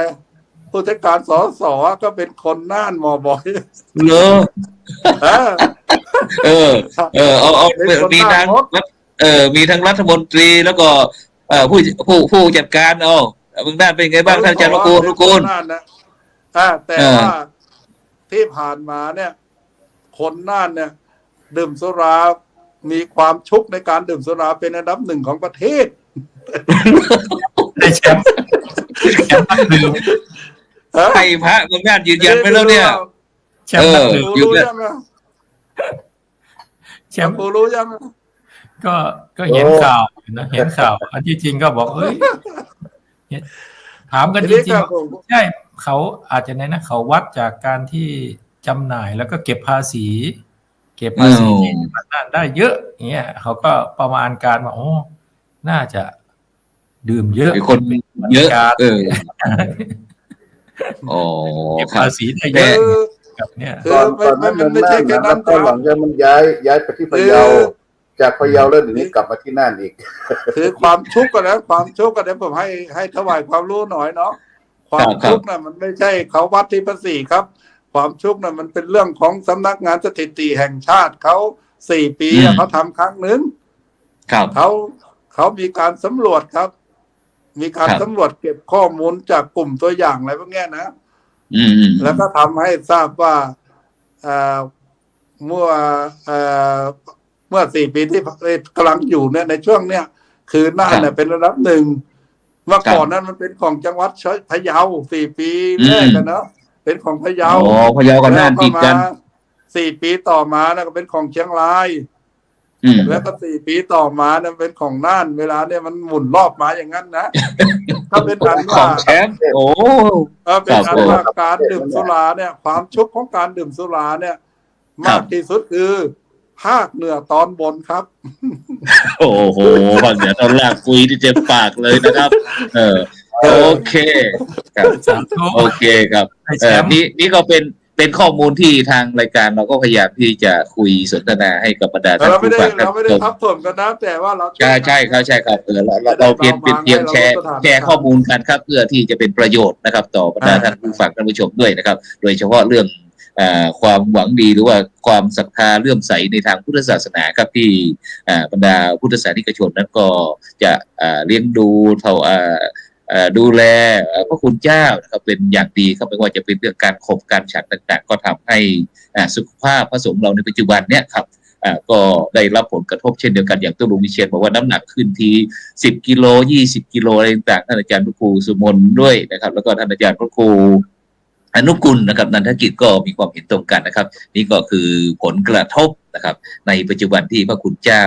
ได้รับนะครับจากการที่พุทธศาสนิกชนของเราได้ทำนุบำรุงพระพุทธศาสนาทั้งทางตรงทางอ้อมนะครับมีรางวัลก็มาคือทั้งเบาหวานความดันไขมันหัวใจครบชุดนะครับฉะนั้นทีนี้เราจะไปที่การดูแลการรักษาเรียบร้อยแล้วทีนี้เห็นว่าตุลุงมีกองบุญสวัสดิการสังฆะเพื่อสังคมเป็นยังไงครับตุลุงครับเหลือเวลาประมาณสัก5 นาทีนะครับตุลุงอ๋อครับก็คือจากประสบการณ์แม้แต่พวกเราก็เคยรู้เคยเห็นกันมาเนาะว่าพระเราตอนที่ยังอยู่ดีมีสุขเพื่อสุขภาพสมบูรณ์แข็งแรงก็เป็นที่พึ่งพาของญาติโยมเนาะแต่พอจุดหนึ่งเขาไม่จะเป็นพระนักพัฒนาจะมีชื่อเสียงอะไรก็ตามพอถึงจุดหนึ่งเวลาเจ็บไข้ได้ป่วยโดยเฉพาะนะครับเจ็บป่วยเรื้อรังติดเตียงชราภาพทุพพลภาพพิการมักจะขาดคนดูแลใกล้ชิดมันก็เหมือนกับชาวบ้านทั่วไปครับก็คือถึงจุดหนึ่งเนาะคือทุกคนมันมีภาระที่จะต้องรีบต้องทำมันถูกบีบคั้นด้วยเวลาอยู่แล้วการจะมานั่งดูแลกันใกล้ชิดเหมือนเมื่อก่อนเนี่ยก็เป็นเรื่องยากเพราะฉะนั้นอันนี้ก็เป็นเหตุหนึ่งนะครับที่เครือข่ายสังฆะเพื่อสังคมเรานะครับพยายามปรับเคลื่อนงานในเรื่องของคำว่าธรรมนูญสุขภาพพระสงฆ์แล้วก็อีกส่วนหนึ่งก็คือมีการจัดตั้งกองบุญสวัสดิการสังฆะเพื่อสังคมนี้ขึ้นมานะฮะแล้วก็เดี๋ยวนี้พยายามที่จะขยายเพราะว่ากองบุญตรงนี้ก็คือเอาไว้ช่วยเหลือดูแลกันยามเจ็บไข้ได้ป่วยสำหรับพระสังฆพัฒนาไม่ใช่พระทั่วไปใช่ไหมครับตุลุงครับใครที่กองบุญสวัสดิการสังฆะเพื่อสังคมเนี่ยมีคุณลักษณะพิเศษอะไรที่จะเป็นรับเข้าเป็นสมาชิกเนี่ยครับตุลุงคือ1ต้องมีอายุพรรษาตั้งแต่5ขึ้นไปเนาะแต่เดี๋ยวนี้ลดมาเหลือ3เพราะว่ามีพระกีฬาหลายรูปอยากจะเข้ามาก็ลดลงมาเหลือ3แล้วก็ที่สำคัญอีกส่วนหนึ่งก็คือต้องเป็นพระนักพัฒนาที่มีผลงานเชิงประจักษ์ต้องมีผลงานที่เห็นได้ชัดเจนแต่ถ้าอย่างว่าสร้างวัดสร้างโบสถ์สร้างวิหารนี่เราไม่นับนะครับเพราะว่าเราจะนับเอาจะเจอคำหนึ่งนึกถึงงานที่ทำไปแล้วแหละมันเป็นประโยชน์ต่อพระศาสนาจริงๆเป็นประโยชน์ต่อชาวบ้านถึงปากถึงท้องบรรลุนิพพานได้อย่างเงี้ยครับอันนี้จริงๆจะเรียกว่าเป็นพระนักพัฒนาเนาะอันนี้ก็เป็นคุณสมบัติที่สำคัญแล้วก็สำคัญอีกอย่างหนึ่งก็คือพระนักพัฒนาเราเองนี่แหละครับเห็นว่าพระองค์นี้เขามีกิจกรรมผลงานที่เป็นประโยชน์จริงอะไรจริงก็เชิญชวนแนะนำเข้ามาเป็นสมาชิกแล้วเบื้องต้นเราจะก่อนที่เราจะเป็นสมาชิกนี่จะทำยังไงบ้างก็คือไม่ได้รับเสนอชื่อเข้ามาแล้วมีการเห็นชอบในเครือข่ายแล้วก็ให้ท่านสมัครมาเป็นสมาชิกโดยร่วมบริจาคเงินสมทบกองบุญครั้งแรกเท่าไหร่ตอนแรก 2,000 แต่เดี๋ยวนี้ลดให้เหลือ 1,000 เดียวเพราะว่ามีพระรุ่นใหม่เนี่ยเขาขอเยอะเนาะพระกีฬานุปถาขอสัก 1,000 ได้ไหมเดี๋ยวนี้พระสอนศีลธรรม ขอสักพันได้ไหมครับเอาไปมาเดี๋ยวนี้ก็เลยให้มันเป็นมาตรฐานเดียวกันก็คือทั้งเข้าทั้งออกทั้งต่ออายุครับปีละพัน ครับ ครับ อันนี้ก็แล้วทีนี้ถ้าเข้าสู่กองบุญสวัสดิการสังฆะเพื่อสังคมแล้วทีเนี้ยผลประโยชน์หรือว่าสิ่งที่สมาชิกกองบุญสวัสดิการสังฆะเพื่อสังคมจะได้รับเนี่ยครับมีอย่างไงบ้างครับผมที่มีสิทธิ์มีถ้าเกิดใครได้ป่วยถ้านอนโรงพยาบาลนะครับถ้านอนโรงพยาบาลประสบอุบัติเหตุเนี่ยถ้านอนโรงพยาบาลเนี่ยก็จะได้คืนละ500 บาทถึง 1,000 บาทตั้งแต่20 คืนถึง50 คืนครับอย่างวันนี้ที่ผมจ่ายไปอย่างหลวงพ่อเจ้าคณะอำเภอเด่นชัยอย่างเงี้ยเนาะครับก็ถ้านอนโรงพยาบาล10 คืนก็ให้ไป 10,000 บาทเงี้ยครับเพิ่งถวายไปวันนี้อันนี้ก็เป็นตัวอย่างเนาะแล้วก็ถ้าหากว่าประสบอุบัติเหตุอะไรก็เหมือนกันก็คือสมมติว่าท่านมีสิทธิ์ที่จะได้รับเนี่ยก็ได้ตั้งแต่นะครับตั้งแต่10,000 บาทไปจน10,000 บาทไปจนถึง30,000 บาทว่างั้นเนาะถ้าประสบอุบัติเหตุก็มีค่ารักษาพยาบาลเนี่ยถ้าเจ็บป่วยเรื้อรังทุพพลภาพชราภาพป่วยติดเตียงคือไม่ต้องจ่ายละไม่ต้องต่ออายุปีละพันนะครับก็ยกเลิกไปเลยแต่ถ้าเจ็บป่วยด้วยมากอยู่สถานภาพกันอยู่ในภาวะยากลำบากอยู่นะครับเราก็จะช่วยที่ตกลงกันไว้เบื้องต้นเนี่ยก็คือ30,000 บาทไม่เกิน30,000 บาทต่อปีครับเดี๋ยวนี้มีลูกหนึ่งที่ตาบอดนะครับครับผมพอตาบอดมองไม่เห็นเนี่ยเดี๋ยวนี้ก็ให้กรรมการให้คณะทำงานเราในภาคอีสานให้ไปดูก่อนไปตรวจสอบว่าที่อยู่ที่กินท่านได้รับความสะดวกสบายหรือว่ายังตะคับขัดสนในเรื่องไหนบ้างอะไรประมาณนั้นเนาะอันนี้เราก็จะช่วยอย่างน้อยที่เท่าที่มีความเป็นไปได้ครับเดือนละพันครับถ้าสมมติว่าตกลงครับสุดท้ายพอเวลาตอนนี้เวลาเราหมดอะสุดท้ายจริงๆเมื่อพระสังฆะเพื่อสังคมแล้วก็สุดท้ายมรณภาพเนี่ยครับทางกองทุนเราจะช่วยเหลือยังไงบ้างสิทธิถ้ามรณภาพนี่เราจะไม่เน้น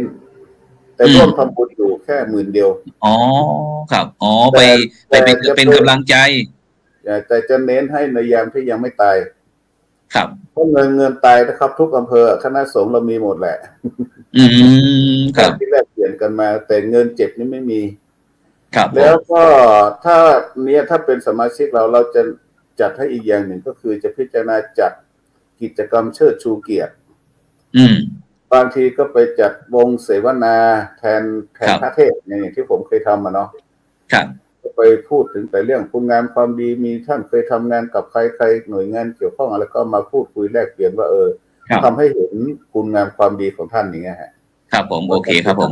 แล้วสมมติว่าถ้าบรรดาท่านผู้ฟังท่านผู้ชมนะครับได้ยินโครงการกองบุญสวัสดิการสังฆะเพื่อสังคมตุลุงแล้วเนี่ยถ้าคณะศรัทธาญาติโยมบรรดาท่านผู้ฟังอยากจะมีส่วนร่วมในการสนับสนุนกองทุนเนี่ยกองบุญนี่แหละเขาจะทำอย่างไรคือมันก็ร่วมบริจาคได้อยู่แต่ตอนนี้เรายังไม่ได้ประชาสัมพันธ์โดยทั่วไปเนาะแล้วก็วันที่17 มีนาคมเพราะว่าปีหนึ่งเราเนี่ยทั้ง8-9 ภาคที่เป็นสมาชิกเราเนี่ยเราจะเปลี่ยนเป็นเจ้าภาพระดมทุนกิจกรรมระดมทุนเมื่อปีที่แล้วนี่เชียงใหม่เนาะปีนี้ไปภาคใต้ที่วัดลานแซะจังหวัดพัทลุงวันที่17 มีนาคมไปร่วมกันทำที่นั่นแต่พูดถึงนโยบายนะครับที่กำลังขยายแนวคิดนี้ให้กับเจ้าคณะอำเภอทุกอำเภอให้ทุกอำเภอนะครับไปจัดตั้งกองทุนเนี่ยโดยการมีส่วนร่วมของทุกวัดแล้วทุกวัดที่จะเข้านั้นนะครับไม่ต้องสมัครเข้าขอให้ใช้เงินวัดจ่ายแทนพระนะคือพระเนรไม่มีกี่รูปสมมติว่าเรารูปละ1,000ต่อปีอย่างเงี้ยเนาะมี5 รูปก็5,000มี10 รูปก็10,000มีรูปเดียวก็1,000 เดียวอะไรประมาณนี้นะฮะโดยไม่ต้องให้เป็นภาระของพระเนรถ้าปล่อยให้เป็นภาระของพระเนรนะครับพระเนรจะเข้าไม่ถึงทั้งหมดก็เลยให้ขอให้ทุกวัดให้กรรมการวัดเนี่ยขอให้มีการจัดทำระเบียบเงื่อนไขของวัดอย่างหนึ่งก็คือให้สละเงินรายได้ของวัดส่วนหนึ่ง สมทบกองบุญสวัสดิการของแต่ละอำเภอตามจำนวนพระปีละ1 ครั้งนี้ฮะก็กรรมการวัดเราเวลาได้เงินพระหาเงินเข้าวัดมาส่วนมากก็ไปเหนียวไว้กับเรื่องของการก่อสร้างอย่างเดียวเนาะเป็นล้านๆครับผมแต่ว่าจะมาว่ากับเงินนี่ไม่ค่อยมีเพราะฉะนั้นเนี่ยจะขอแค่นี้อาจจะเป็นเงินเล็กน้อยของเงินวัดที่เราไปก่อสร้างเงี้ยเนาะนะครับนี่ที่กำลังขยายแนวคิดนี้อยู่ครับผม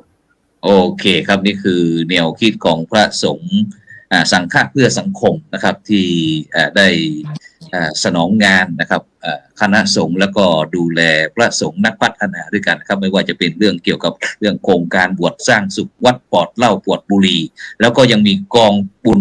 สวัสดิการสังฆะเพื่อสังคมด้วยนะครับนี่ก็คือบทบาทพระสงฆ์ในยุคนิวนอร์มอนครับที่ทางช่องธรรมะเป็นทีมเราก็พยายามที่จะเจาะเพื่อที่จะให้พระสงฆ์เหล่านี้นะครับนักพระสงฆ์สังฆพัฒนาเหล่านี้ครับได้มาคุยนะครับเพื่อที่จะได้ให้กับบรรดาท่านผู้ฟังท่านผู้ชมหรือว่าพุทธศาสนิกชนทุกท่านนะครับได้รับทราบว่าบทบาทพระสงฆ์เราก็มีการปรับเปลี่ยนนะครับเพื่อที่จะเป็นที่บำบัดทุกข์บำรุงสุขให้กับพี่น้องชาวโลกด้วยกันนะครับฉะนั้นก็ในค่ำคืนนี้ต้องกราบขอบพระคุณนะครับท่านอาจารย์พระครูสุมนธรรมธาดานะครับดร.วัดคลองกระจงนะครับจังหวัดสุโขทัยท่านอาจารย์พระครูสมุวิเชียรคุณธรรมโมนะครับดร.นะครับจากวัดเจดีย์แม่ครัวอำเภอสันทรายจังหวัดเชียงใหม่แล้วก็ท่านอาจารย์พระครูอนุกุลนันทกิจนะครับอาจารย์คงศิลป์นะครับจากวัดหนองบัวนะครับอำเภอท่าวังผาจังหวัดน่านครับนี่เป็นพระสงฆ์นักพัฒนาของเราที่ได้มาถ่ายทอดประสบการณ์แล้วก็ได้คุยเรื่องงานที่พระคุณเจ้าทุกรูปได้ทำนะครับฉะนั้นก็ในค่ำคืนนี้ก็เวลาหมดเวลาครับจำเป็นที่จะต้องนำรายการสังฆพัฒนาเพื่อประชาชนบทบาทพระสงฆ์ในยุคนิวนอร์มอนครับจากบรรดาท่านผู้ฟังไปก่อนนะครับพรุ่งนี้พบกันใหม่นะครับพรุ่งนี้สำหรับในค่ำคืนนี้ก็หลับฝันดีครับมีเงินใช้ไร้โลคาพยาธิไม่เจ็บไม่จนร่ำรวยผู้คนสำหรับในค่ำคืนนี้ขอกล่าวคำว่าสาธุสาธุสาธุสา